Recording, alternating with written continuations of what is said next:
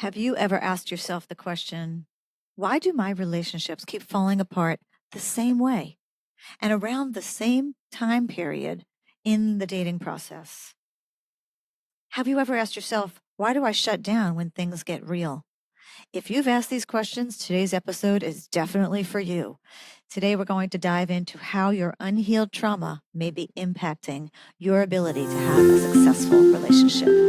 Tune in.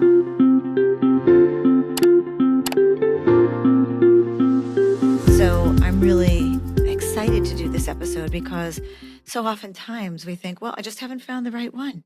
I just have to keep dating. And we get caught in this trap of finding the right one as if the right one is out there. And really, it's about being right with ourselves. But what I mean when I say that is dealing with your shit, basically, is having the courage. And it does take courage to address some of the traumas that you've experienced in your life. And that may mean minor traumas, and it could mean major traumas, and understanding how those, if they're unhealed and unresolved, keep getting in the way of you having a successful relationship today. So today I'm going to talk about three parts of this topic, and the one is understanding your unhealed trauma, your trauma wounds in the context of relationships. Just a little background on trauma. Then we're going to talk about how trauma impacts your relationship success, and then third, what to do about it. So again, the first one is just general trauma in the context of relationships. There are so many experts and there's so much research done on trauma, and there's a lot of really good stuff out there, and I will reference some of it today. But what we don't always hear about is how it shows up in relationship, and then even more importantly, what to do about it. So tune in for the entire episode, and I will also be offering a journal prompt at the end of the session, or the end of the episode. So used to saying session as a therapist. At the end of the episode, and let's dive in. So trauma in and of itself, trauma is not just what happened. It's what happens in your soul when you are being violated, neglected, betrayed. You didn't feel safe. It's, again, not just about what happened to you, but it's also sometimes about what didn't happen. Maybe you weren't being protected. Maybe you had an alcoholic parent, or maybe one of your parents or both of your parents died and you didn't have the kind of supervision that you needed. Maybe you were staying with a grandparent or an aunt or an uncle. Whatever the case is, there was something that didn't happen that allowed the trauma to happen. So that's an important piece of this. If you're not familiar with Gabor Maté, do yourself a favor and follow him online, take some of his courses, read some of his books. He's really wonderful. He, I believe, is a psychiatrist. And he says that trauma, again, is not what happens to you, but what happens inside of you as a result of what happened to you.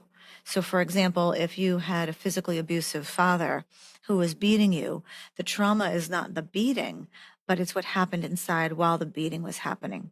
So, for example, some people do what's called dissociate, and that means they just kind of go somewhere else in their mind when the trauma is happening because it's too overwhelming and painful to process the actual event in the moment. So that's a beautiful way, quite frankly, of coping with the trauma, is to dissociate. And then we'll talk a little bit later about how the beautiful things that helped you survive are some of the things that are stopping you from having this successful relationship that you want today, and talk about how to address that.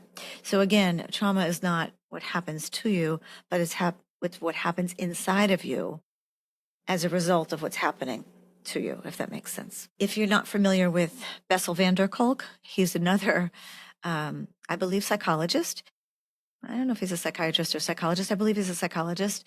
And he's written so much and done so much wonderful research on trauma and trauma modalities, how to treat trauma.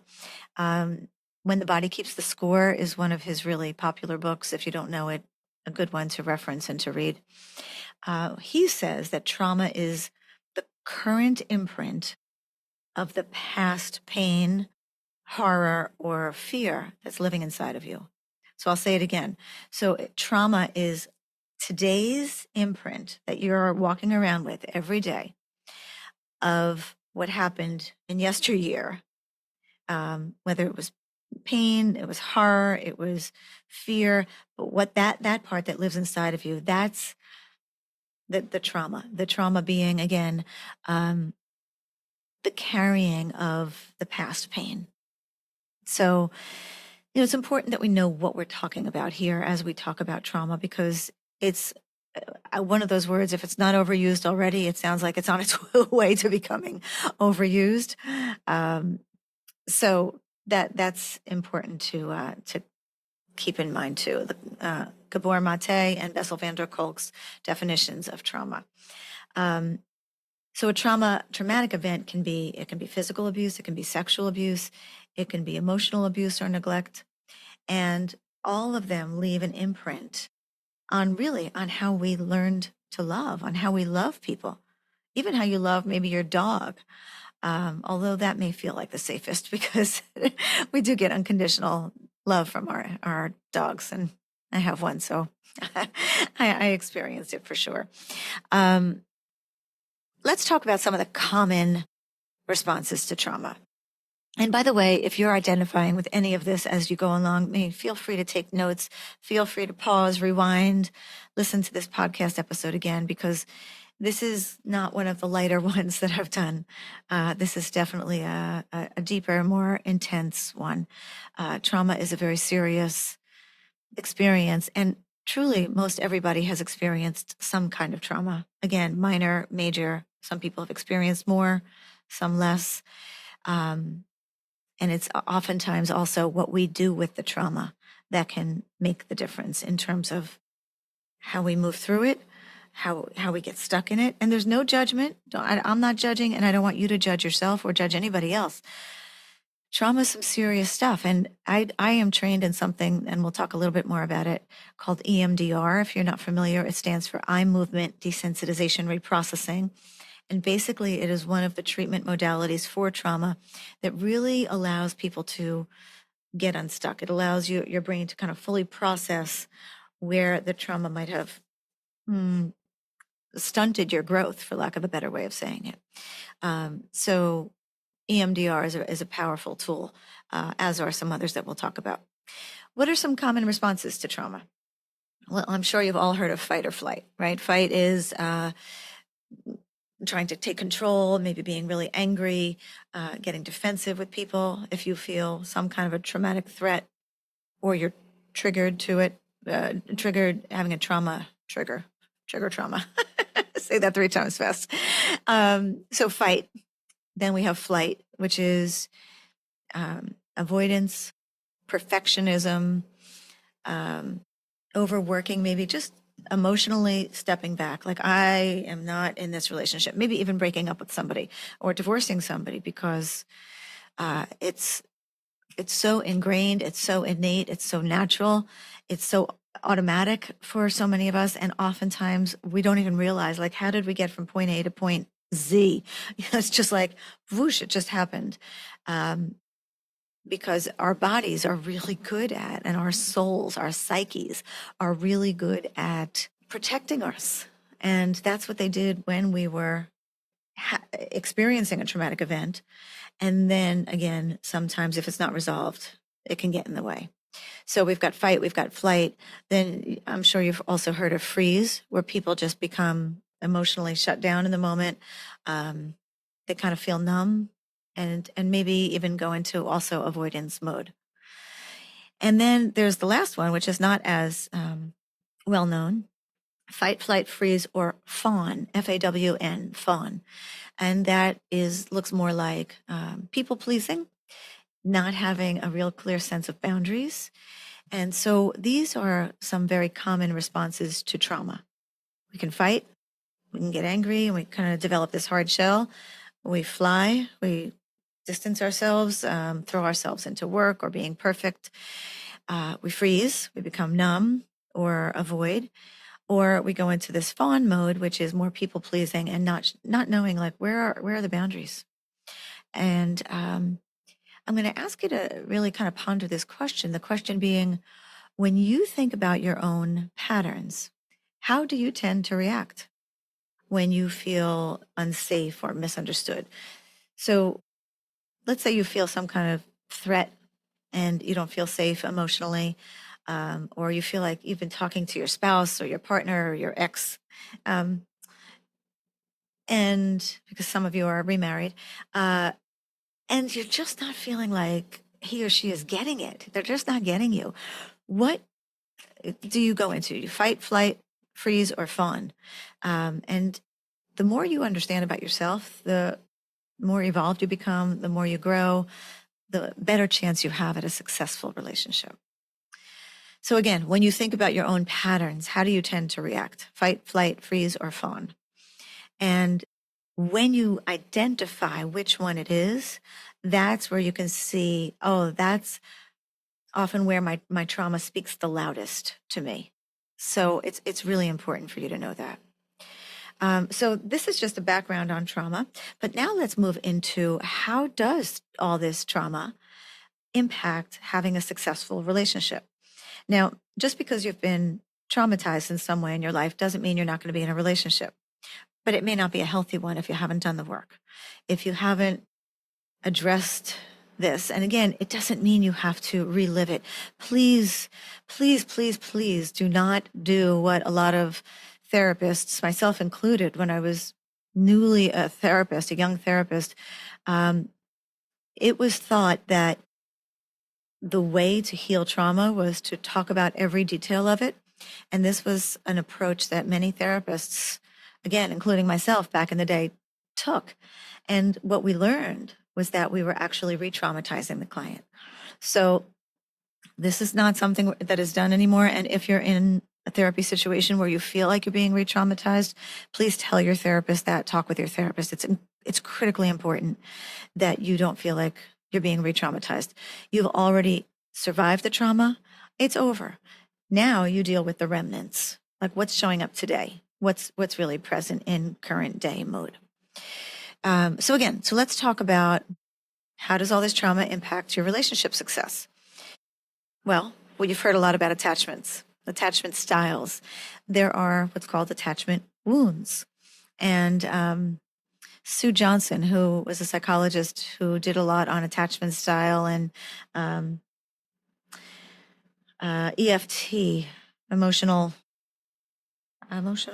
forgive me, it's EFT, emotional family technique. I don't recall what it stands for, but I didn't train in her approach, obviously. But Sue Johnson, she recently passed, unfortunately, and I had seen her speak, and she spoke a lot about attachment style. And it's really powerful to know how you attached to your parents when you were a baby. And because you might say like, well, why that, like, how is that relevant? But that's the way we learn how to connect or not connect with people that we love. So if there's a wound, you might have what's called an insecure attachment style. That might show up as like you're an anxious kind of personality, or avoidant, or disorganized. And this can lead to this pattern that I see a lot with couples, where one person is pursuing their partner or somebody you met online. And the more you pursue, the more the other person distances themselves. And then maybe you stop pursuing at some point and they start to pursue you. And the more they pursue you, the more you distance. So it really becomes like this lose-lose, because at no point are you ever really connected. So we would call that an insecure attachment style. So that attachment wounds is one way that trauma can impact your success in a relationship. Another way is emotional regulation, or really dysregulation. In other words, if you get, maybe let's say you're overly sensitive, and or maybe you cry easily, or you take things very personally. And listen, honey, it's not all about you all the time. It couldn't possibly be. Everybody's got stuff. So their stuff might be triggering your stuff, and your stuff might be triggering theirs. But just because they're having a reaction doesn't mean that you've done something wrong or you are wrong. So overreacting, um, being hypersensitive, things like that are other ways that your trauma can get in the way of you having a successful relationship.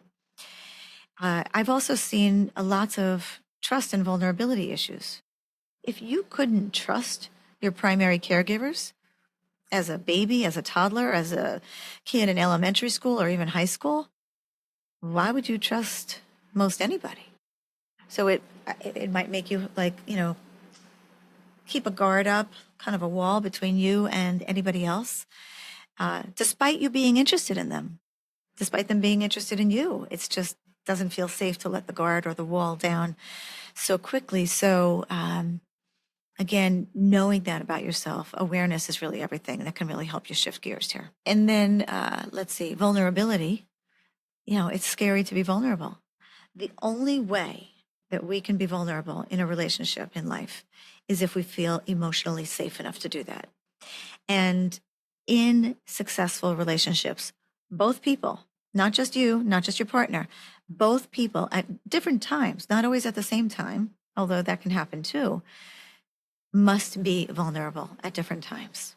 And in order to be vulnerable, there can be no name calling. There could be no judgment, no ridiculing. It's got to feel emotionally safe enough to let the guard down and share from your soul, from your heart. So when we can do that with our partner and they can do it with us, we will have a stronger, more successful relationship, no doubt. And if you don't know Brene Brown's work on vulnerability, you might be living under a rock. I don't know, but it's okay if you don't. Check her out, Brene, Brene Brown. She's got a TED Talk, she's got a Netflix show, and she's got many, many books on vulnerability, on guilt, on shame, things that really, haven't been studied up until her, to my knowledge, as deeply as she has done it and as maybe successfully, but she's pretty much the guru. So when we have trust and vulnerability issues, we might have a fear of being lied to. I've seen couples for so many years, and sometimes, and I get a sense, I'm not a psychic, I don't have a polygraph in my office, but I get a sense, as many therapists do, I'm sure, as to when somebody's being honest or not. Yes, I've been wrong, and yes, I've been surprised. But many times I can get a sense if somebody's lying or not lying.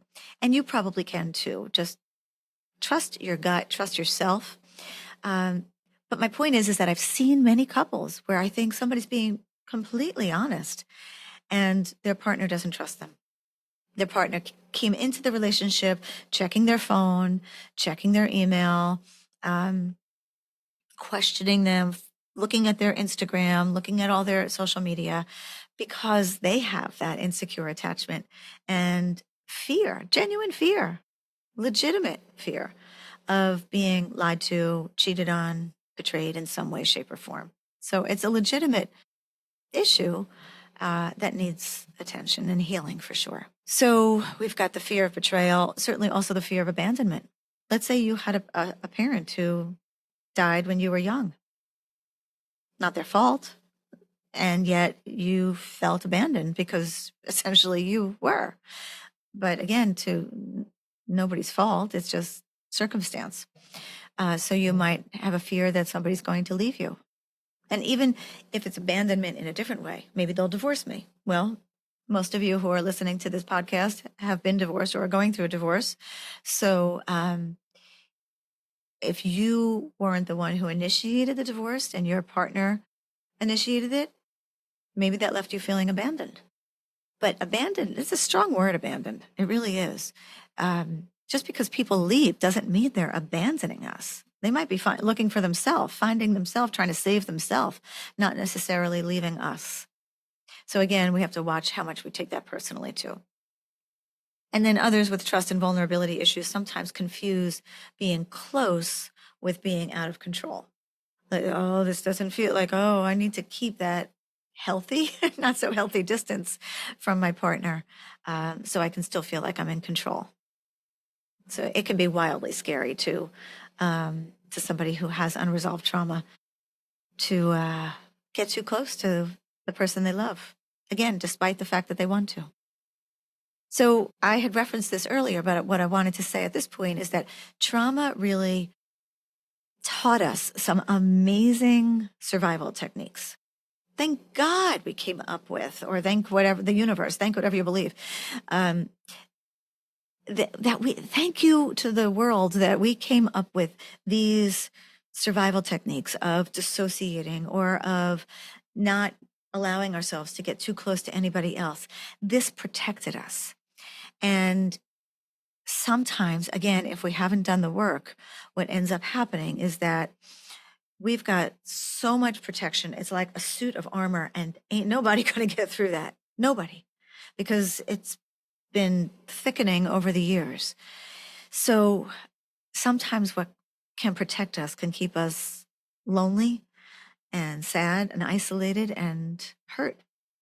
So it's safe but lonely. So notice again what survival techniques you created early on in your life, and be grateful for the fact that you had them, and yet also recognize that they may not be helping you. They're more of a hindrance now than anything else. So we've talked so much so far about the background of trauma. We've talked about a little bit about the impact that it has on having a successful relationship.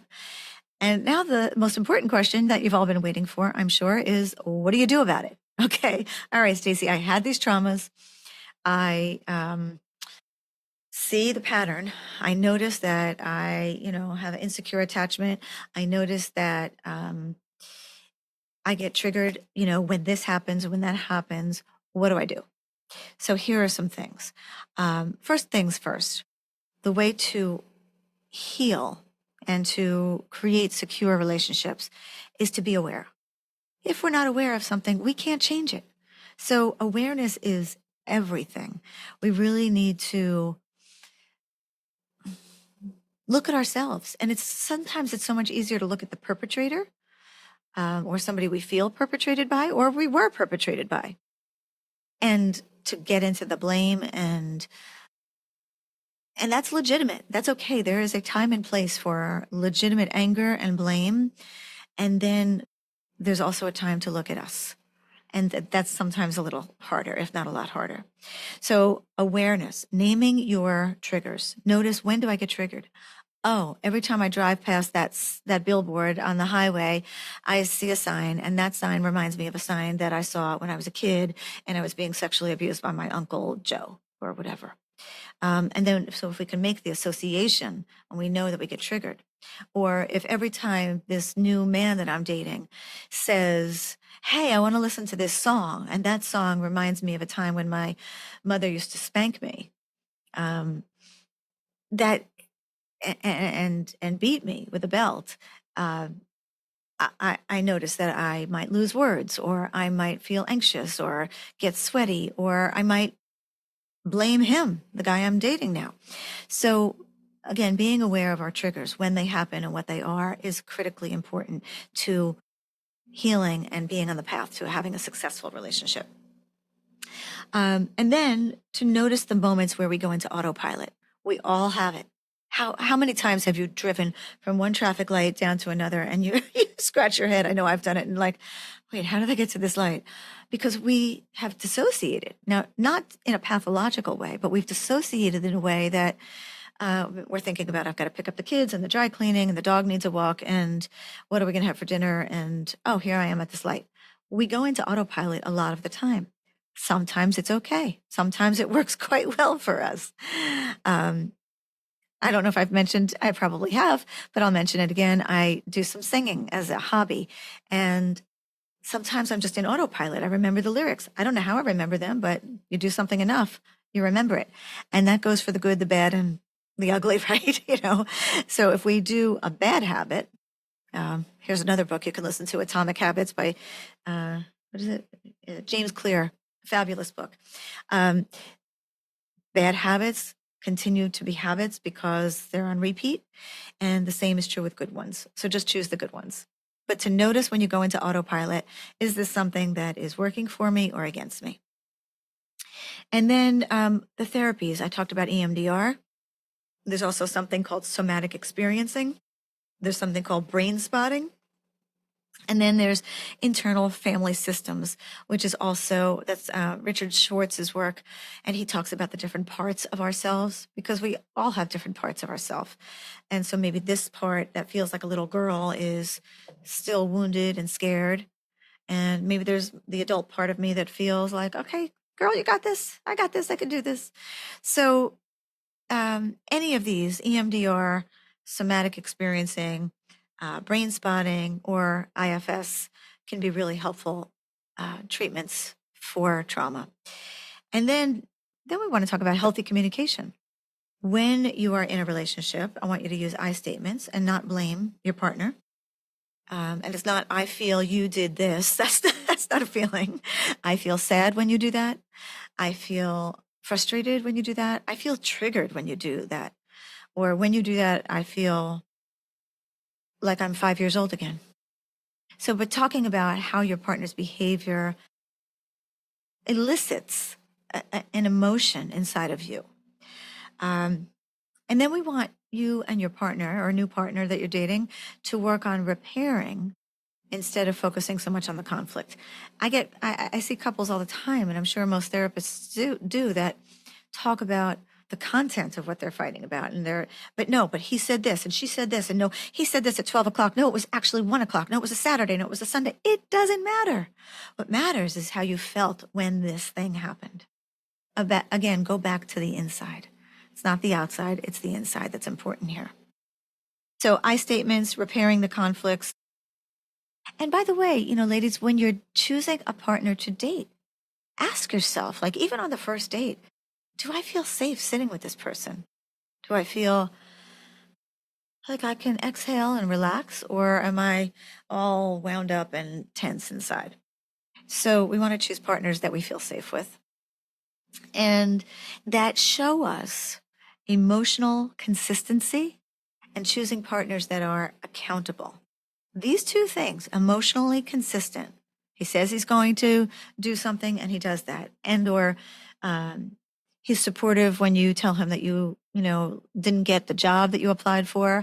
And then he's supportive when you tell him that you had a fight with one of your kids. He's like consistently available emotionally. That's really important.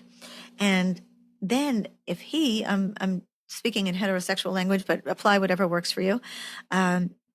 If your partner doesn't take accountability for their part in something, this is a sign that this is not an emotionally safe relationship.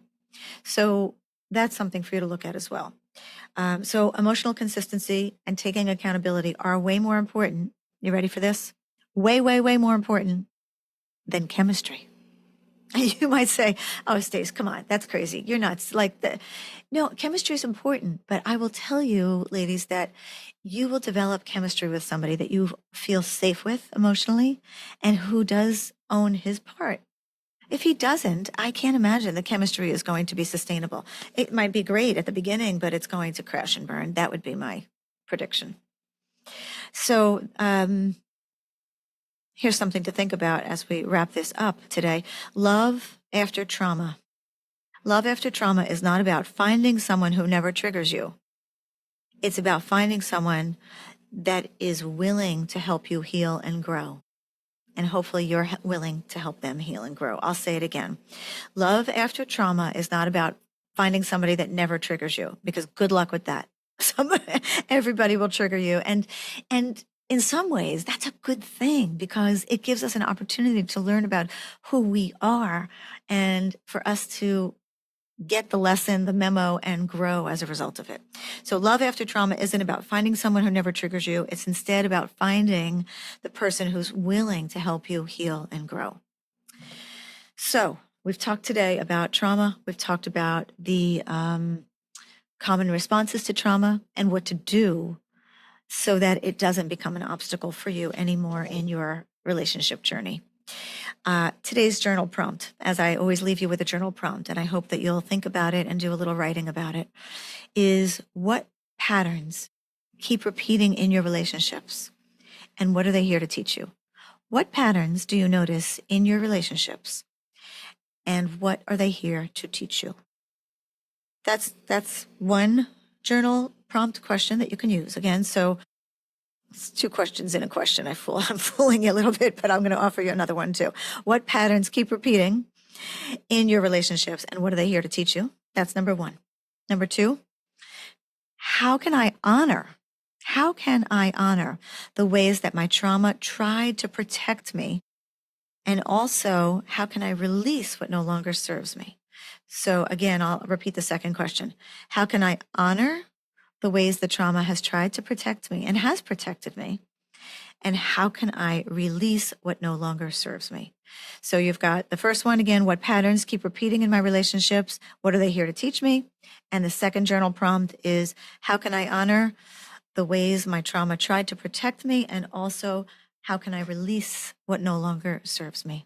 I hope you will stay open and curious and courageous in your dating journey, and go get the treatment that you need to address these unresolved issues with trauma. And happy dating. See you soon. Thanks for hanging out with me on Divorced Women Dating. Dating after divorce is definitely an adventure, and honestly, it is way more fun when we do it together. Hit subscribe so you don't miss a single moment of the helpful, hopeful, or just really relatable episodes. See you soon.